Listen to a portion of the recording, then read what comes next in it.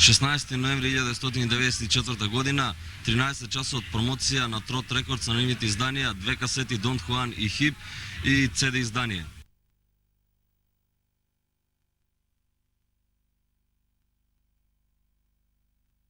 Со какви идеја пристапите кон реализацијата на овој проект? Па со едноставна причина да ги забележиме сите оние нешта кои помалку биле заборавени. Ето, баш на многу програми истото го викав дека кај некои луѓе доживува и известен ревайвал овие песни што се наоѓаат, например Бадминтон, некои луѓе по прв пат се среќаваат со такво нешто, дознаваат кој се всушност Бадминтон, што работеле тие 84-та година, дека воопшто таа година се работело нешто во Македонија, сигурно дека се работело и тоа овој диск докажува и ги заборава, ги спасува всушност заборав оние кои можеби неправедно биле запоставени сите овие години и да се најдат на ваков компакт диск што повторно ќе кажам не е никаков бест-оф на македонскиот рок-н-рол што деновиве прилично ми се префрала, туку едноставна документација на сето она што се работело од 80-тите наваму, а немало прилика да биде издадено, а овој пат на Трот етикетата тоа наистина го служува и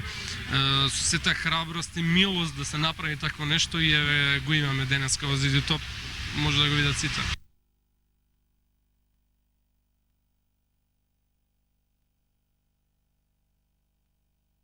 Личните слушатели на музиката очекува нова CD компилација да се појават и бендови од типот на Мизар, Last Expedition, Sanatorium, Клержо,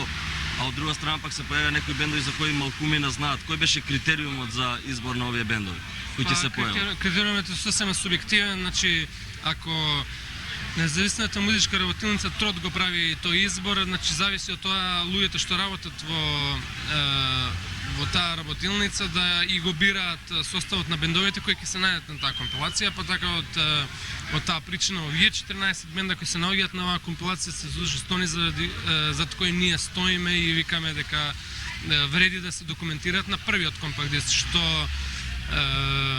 наследниот компакт диск зависи од нашите преговарачки можности со бендовите, ќе се најдат и сосема некои други кои биле од различни причини запоставени на првиот,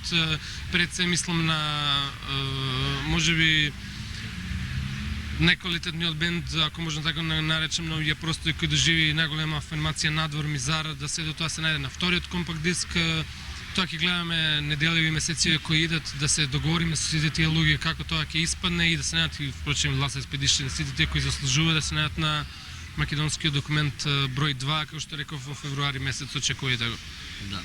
А следното прашање би направила една паралела, нешто слично 92-а и малку подоцна и хрватите и словенците, значи издадоа Slovenian Independent Rock Pool, односно Trip Zone компилација, представување на словенски и хрватски бендови, изданија кои пред себе ја наменети за европскиот пазар за во промотивни срхи. Како ќе се изврши дистрибуцијата на ова издание, дали тоа ќе биде not for sale исклучиво за промо срхи или ќе се продава? Дистрибуцијата и сето она што следува после издавање на еден компакт диск зависи сосем од нас како тоа ќе го организираме, а и во договорот со бендовите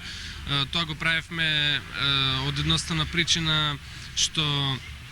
овој диск има намера, како што реков, да ги документира овие работи, да ги понуди надвор, затоа што овој прес-материјал што го доби преска е на англиски јазик, што би се рекло дека грото од овој тираж, кој е наистина скромен, можам да кажем, во 500 примероци кои ги имаме ние во нашата работилница, кои голем број од тие ќе бидат пратени надвор, а веројатно негде околу 250, значи половина ќе се најде и во продажба, можам да кажем и по скромна цена од 20 германски марки за овакви имиња кои се наоѓаат на една оваква компилација. Така да сите адреси можни кои ги имаме од почнувајќи од тука па завршувајќи не знам до Америка, до Австралија, сите можни адреси и контакти што ги имаме ќе ги воспоставиме и сето тоа ќе го пратиме како би се запознале луѓето со нешто се работело во Македонија, која е за нив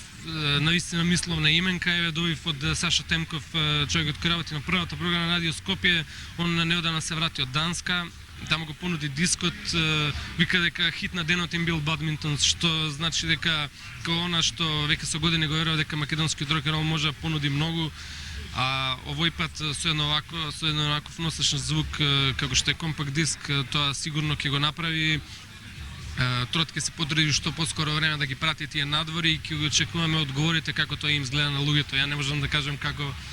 на што би изгледало кога би они слушнале македонски рок-н-рол и македонски јазик. Во секој случај наша е работа да го пратиме тоа, ќе видиме какви одговори ќе стигнат од таму. Сите контакти што ние ќе ги добиеме, ќе ги пренесеме до бендовите, мада многу од бендовите веќе не постојат, ќе видиме што ќе се случи. Мислам дека некаде повеќе од 100 примероци ќе пратиме надвор,